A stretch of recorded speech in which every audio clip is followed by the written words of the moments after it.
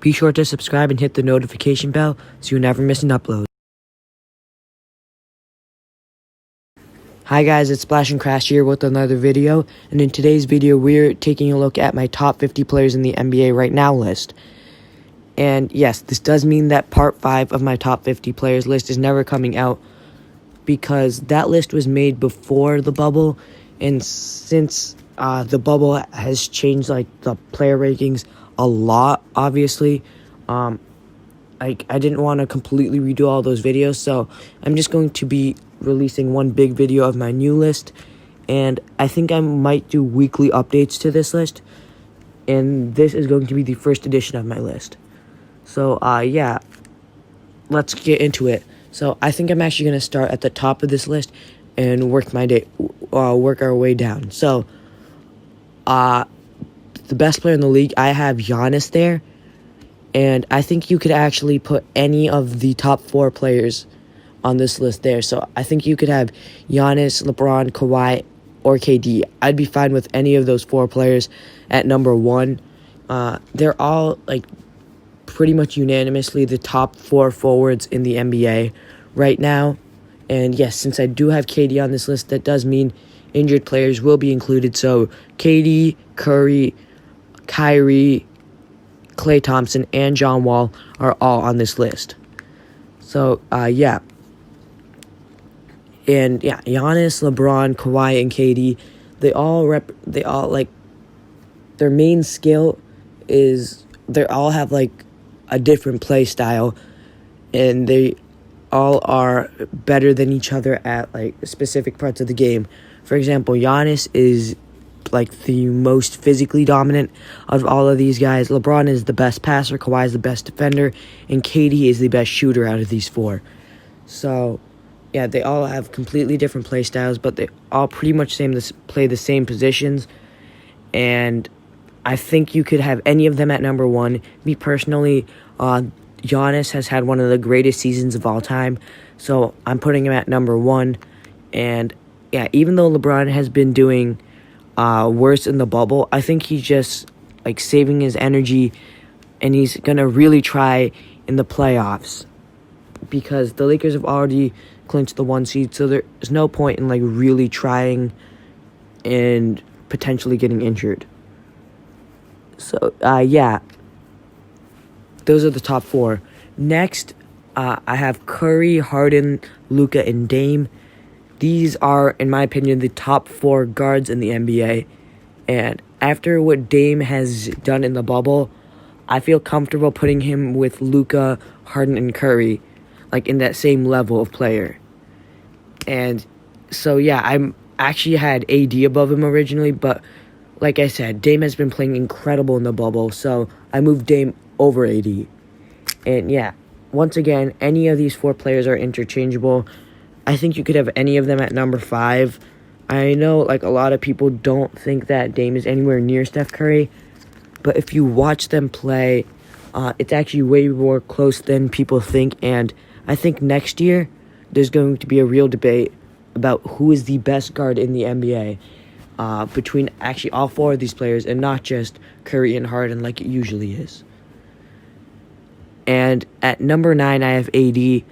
Before the bubble, I had him at number 8, but then I moved Dame above him because Dame has been incredible in the bubble. Dame actually averaged 37 and 9 in the bubble. So yeah, even though the Suns went 8-0, I think Damian Lillard is the NBA bubble MVP. And yeah, now AD has also been struggling a bit in the bubble after a very strong start, where he had, I think, 1 or 2 40-point games. And yeah, but he hasn't really been playing in the past few games. I think the Lakers are just resting him for the playoffs so he doesn't get injured. And at number 10, MVPG is finally back. And yeah, so I think this is the perfect spot for Paul George, because now that he's back to the same level he was in at OKC, I don't think you can put him above any of the top 9 players who are like the real superstar players in the NBA.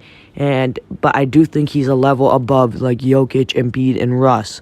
So I don't think you can put him anywhere else than number 10.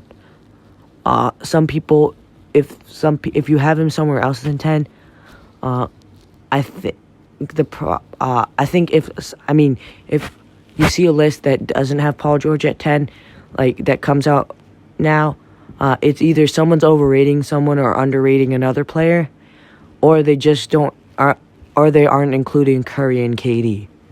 But either way, I think if you're including all the injured players, this is the perfect spot for Paul George. And at number 11, I have Jokic, and at number 12, I have Embiid. I think these two are interchangeable because Embiid has really caught up with Jokic again because of how well he played in the bubble. But I'm still giving it to Jokic because after that weight loss, he's been way more versatile, and he's been a phenomenal passer throughout most of his career, and he's the best passing big man of all time.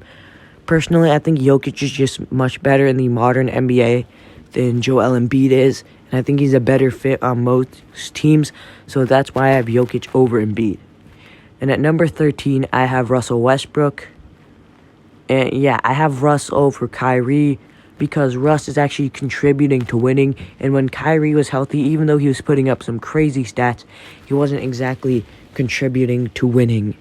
And next, I have Kristaps, Tatum, and Booker. These three guys, I think, can also be interchanged because they're all putting up incredible numbers at their position. Booker has led his Suns team on an 8-0 run, but personally, due to his lack of defense, I'm not putting him above Kristaps or Tatum. And I know Tatum hasn't been incredible in the bubble, but if you look at his efficiency and minutes played, you'll see why he's putting up lower points per game. Because the Celtics are saving him up for the playoffs, where I think he will be back to the level he was playing at in February and March. And Kristaps Porzingis has been averaging 30 points and 12 rebounds, you could, I think, maybe make the argument putting him near Jokic and Embiid, but I think this is a bit too small of a sample size to put him that high. I know he was playing really good before the stoppage too, but he wasn't playing at this level before the stoppage. And since this is only an 8-game sample size, I'm not going to move him that high just yet, but he could easily move up higher soon. And at number 17 and 18, I have Trae Young and Kyrie Irving. Yeah, both of these guys are very similar in the fact that they are both putting up really good stats, but aren't helping their team win.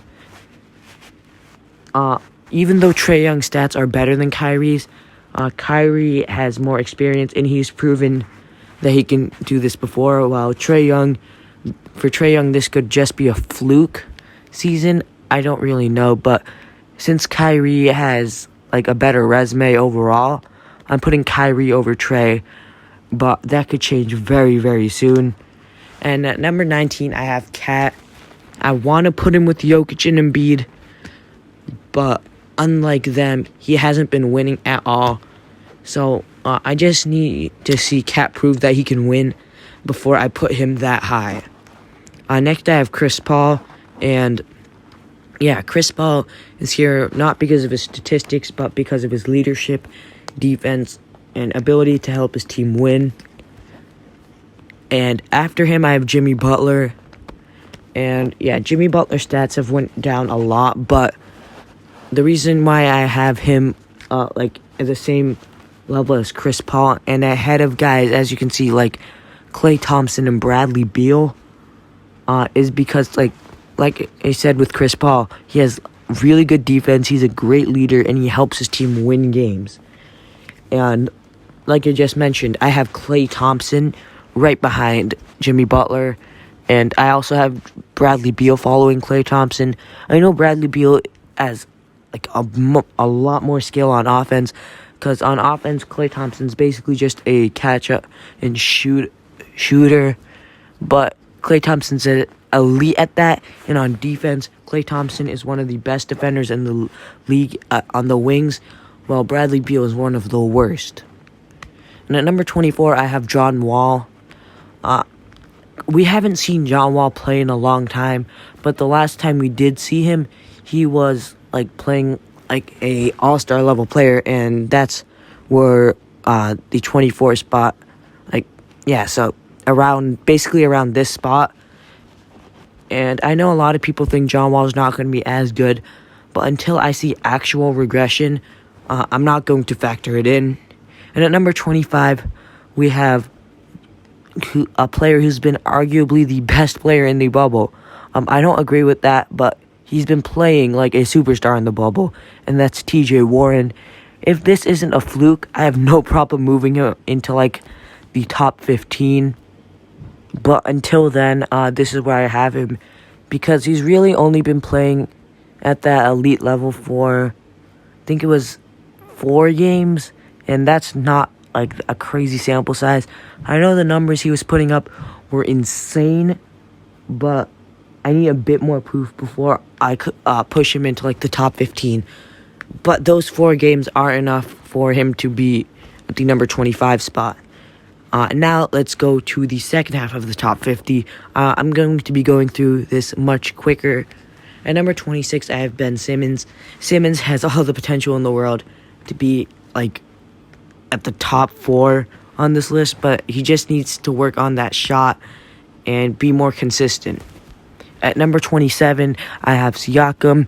Siakam fell a bit due to some like bad games in the bubble, but I don't think it will be that much of an issue because his teammates picked up the slack, and I think the Toronto Raptors are still going to be really good in the playoffs. At number 28, I have Chris Middleton. This is a lot lower than most people have him, but if you look at the players above him, like, I don't think you can put him above them, because a lot of them are superstars, and I don't think Middleton is there.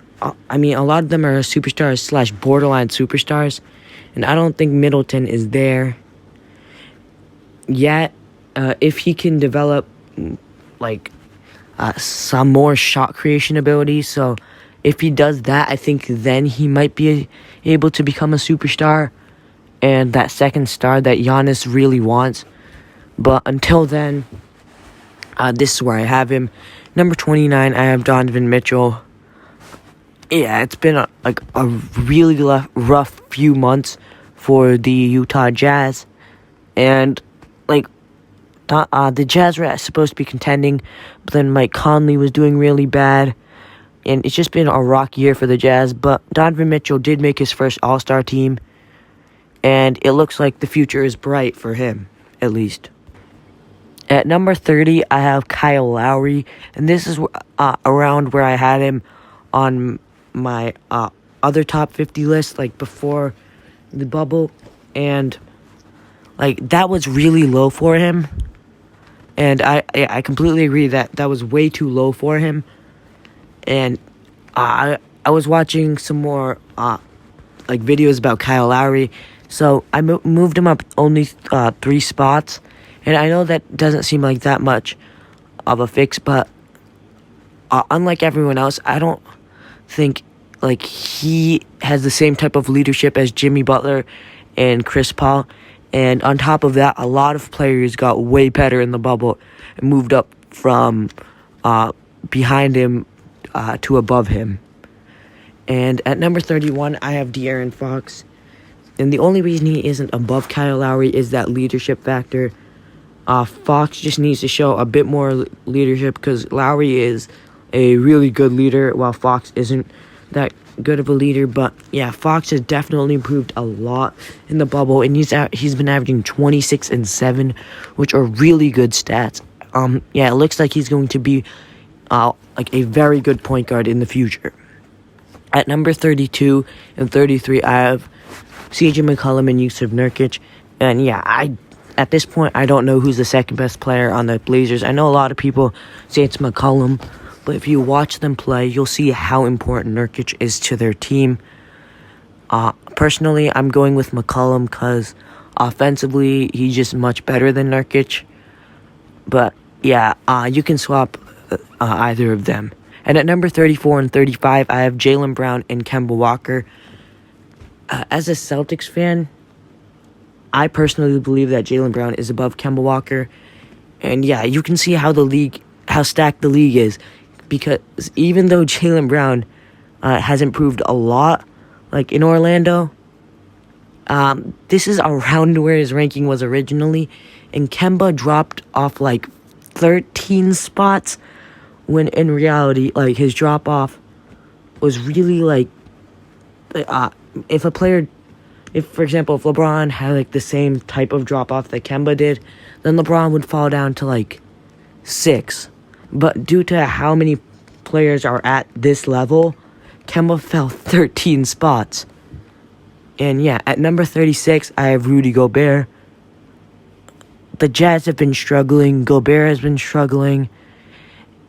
And I think he'll be quickly passed by Bam Adebayo in the very near future, because Gobert's type of defense is aging out soon. I know he won 2 Defensive Player of the Years in the past 2 years, but I don't think he's going to win anymore, because his lack of ability to switch onto the perimeter is really hurting him. And at number 37, I have Bam Adebayo, who is literally Rudy Gobert, except he's faster and he can switch onto the perimeter.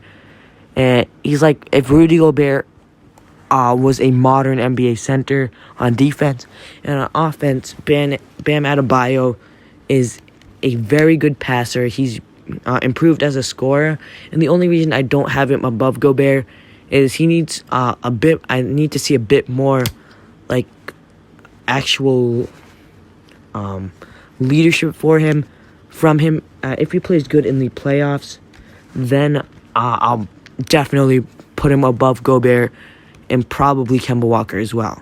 At number 38, I have Michael Porter Jr.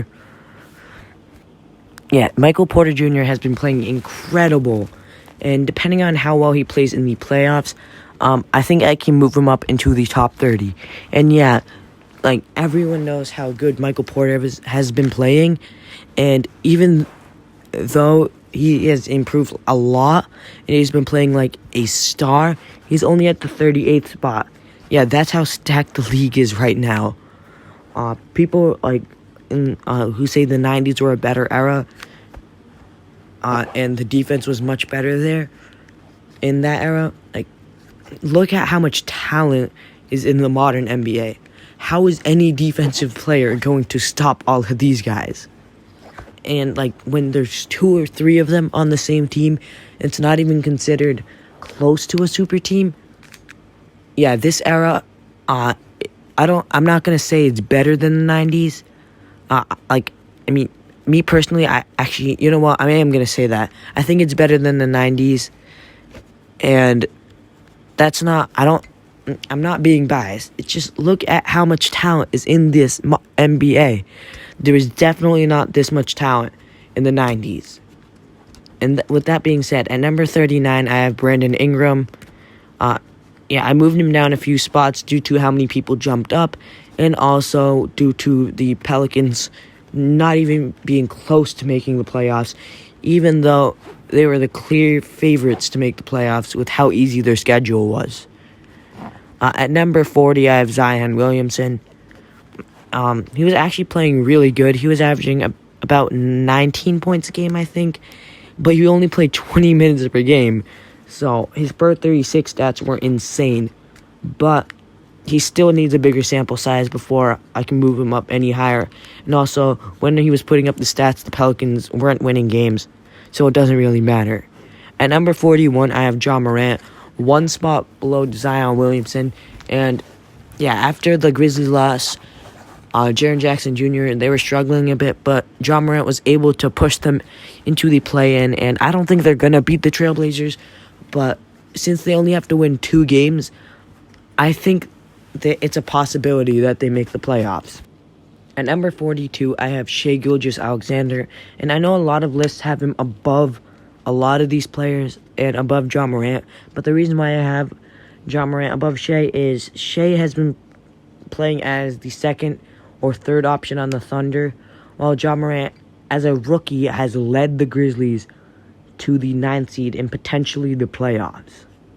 Yet, without In my opinion, his second best player. I think Jaren Jackson Jr. is better than Jonas at this point. And yeah, that's incredible. And I know Shea is great, but he hasn't really proved anything leadership-wise, so that's why I can't have him any higher than this. At number 43, I have DeMar DeRozan, and the Spurs put up a valiant effort without LaMarcus Aldridge, especially DeRozan and Derek White. The Spurs were so close to making their 23rd straight playoff appearance when everyone wrote them off. So them along with the Suns, like, they were so close, even though like everyone thought there was no point of even inviting them to the bubble. But yeah, those two teams proved everyone wrong. They almost made the playoffs, but unfortunately, the West is just too stacked. And at number 44, I have Karis LeVert, and yeah, Karis LeVert almost knocked out the Blazers, and the Blazers, if they make the playoffs, I think they could actually give the Lakers a run for their money because of how good they are and the Lakers' loss of those two guards. Yeah, so Karis LeVert has been playing incredible in the bubble. He's been averaging 25 points per game, and the Nets were actually doing really well. Their new coach is Jack Vaughn. I think he's going to be one of the best coaches ever. I know that's a really bold prediction after a very small sample size, but considering what he was able to do in Orlando with a team that was basically a G League team, yeah, huge props to Jack Vaughn. And yeah, Karis LeVert has really broken out and showed us that he still has all-star potential despite all of those injuries. At number 45, I have Zach LaVine. And at number 46, I have D'Lo. All three of these players are pretty much interchangeable, except Karis LeVert is actually leading his teams to wins. Right now, while Zach LaVine and D'Lo didn't win at all this season, but I think they all three of them are going to win a lot next year, considering the Nets are going to be fully healthy. The Bulls fired Jim Boylan. And D'Lo gets to play with Cat now, so probably the team that's going to have the hardest time making the playoffs out of those three is the Timberwolves because of the amount of cap they used up and the lack of defense. But I think Malik Beasley breaking out might help them a bit. So yeah, hopefully D'Lo, Zach LaVine, and Karis LeVert will all be in the playoffs because I think they are three of the most underrated pure scorers in the league right now, and I really want to see them do very well. At number 47, I have Victor Oladipo. He's slowly getting back to the way he was before his injury. He's not 100% yet, but he's been averaging 16 points per game with really good defense. And after Victor Oladipo, I have his two teammates, Sabonis and Brogdon. Due to Sabonis not playing in the bubble, I think I'd take Oladipo over Sabonis. And Brogdon isn't really playing as well as he was at the beginning of the season, but he's still been really good in the bubble. But I am giving Sabonis the 48th spot and Brogdon the 49th spot because Sabonis made the All-Star team and Brogdon didn't. And finally, at number 50, I have Gary Trent Jr. I was going back and forth on who I should put at this number 50 spot, but Gary Trent has been a huge part of the Blazers' success, and I think he could be a future star under the mentorship of Damian Lillard and CJ McCollum. So yeah, that's it for my top 50 list right now. As the playoffs continue and we see more NBA basketball, this list will obviously change, and like I said, I plan on posting weekly updates to this list. None of them will be nearly as long as this one, because I won't have to go over the entire list. I'll just have to go over what changed. And yeah, so comment down below if you would change anything about this list, what you would change and why. And also comment down below what I should do for my next video. Anyways, that's it. So be sure you're subscribed, that you've hit the notification bell. as well as the like button. And so, yeah, bye.